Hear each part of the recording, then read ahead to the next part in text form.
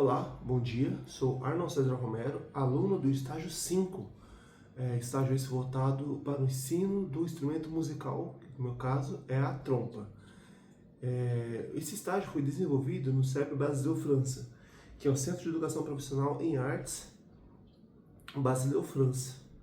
Bem, esse estágio ele é voltado para o ensino da trompa, e aqui eu trago um relato de experiência de um ensino coletivo e prática de banda e música de câmara, dado dentro desse contexto. Bom, uma introdução.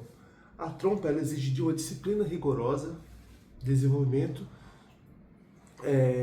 da prática coletiva, e aqui nesse estágio a gente buscou também a heterogeneidade das turmas, que foi um dos obstáculos, né, de você conseguir nivelar todos os alunos, mas também foi o motor do desenvolvimento musical do grupo.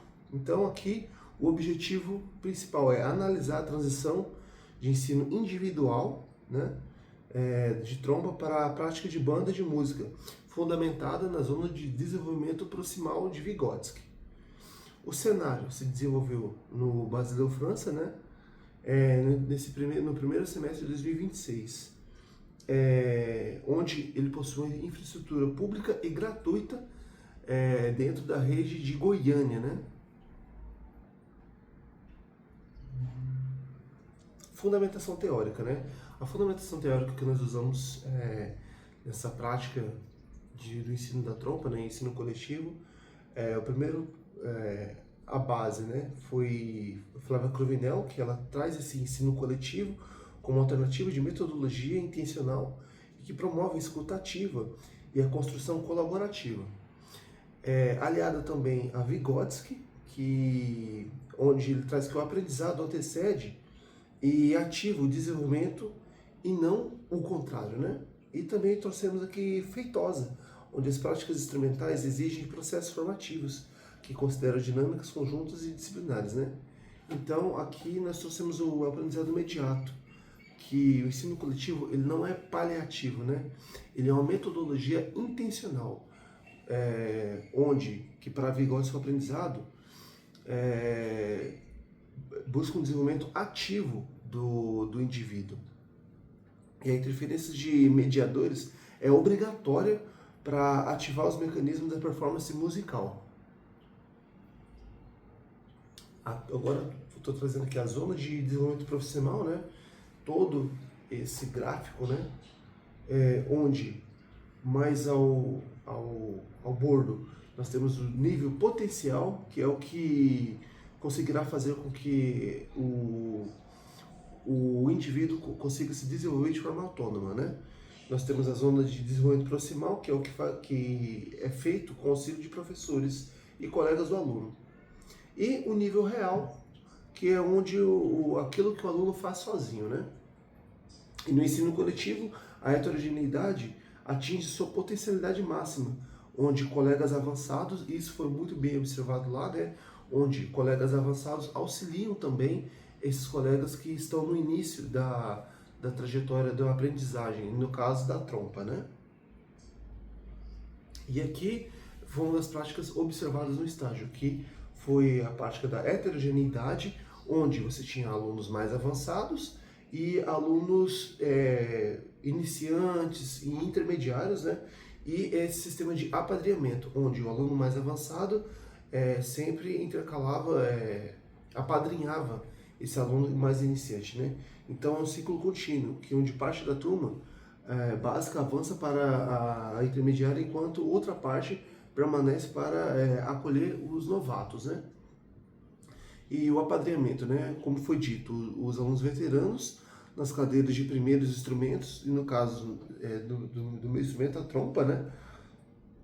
Sustentam pedagogicamente os novatos no naipe, trazendo mais segurança e confiabilidade daqueles novatos de poderem fazer, ter esse fazer musical mais confortável, né? E não ser uma experiência drástica, né, para eles e traumática, né?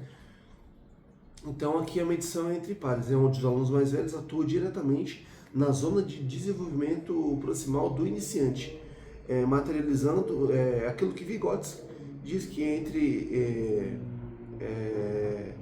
as estantes e as partituras, enfim. Vamos lá.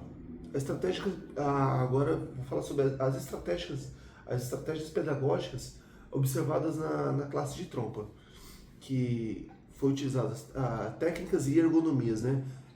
Com relação à metodologia, ele usou métodos do professor Will Sanders, um grande pedagógico da trompa, né?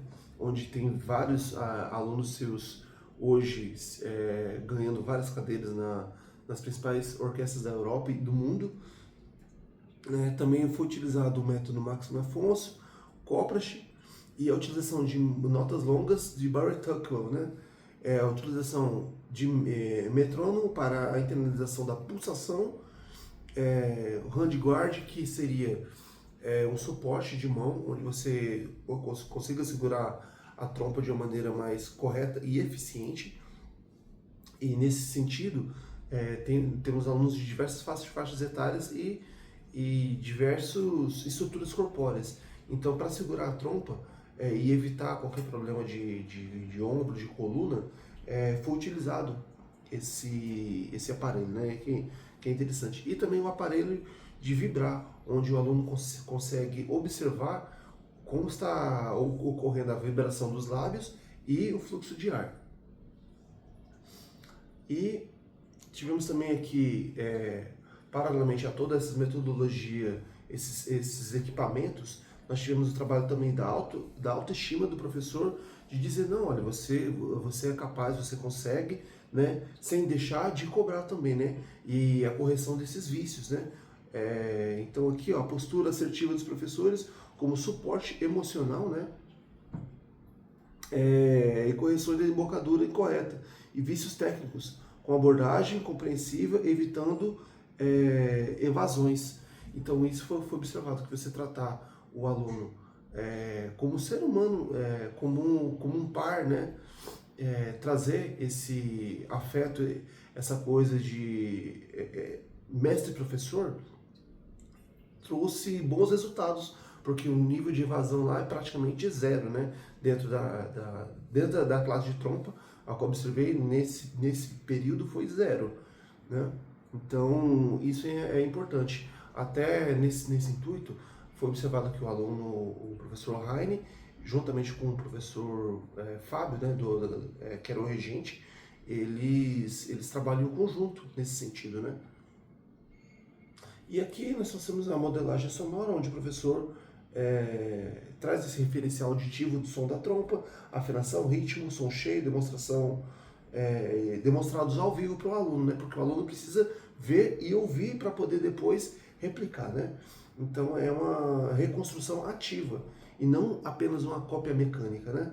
E trabalho de arranjos adaptativos, onde era observada características boas e também certos vícios dos alunos, dificuldades. Então sempre os arranjos eram feitos observando a individualidade de cada aluno, né? Então colocava-se um arranjo adaptativo até ele conseguir chegar no nível ideal para tocar em grupo, né? E também aqui nós trouxemos a prática de música de câmara, né? Onde lá eles trabalham o grupo de metais, então não apenas o grupo de trompas, mas também o grupo de metais, onde eles conseguem ouvir também os colegas, né?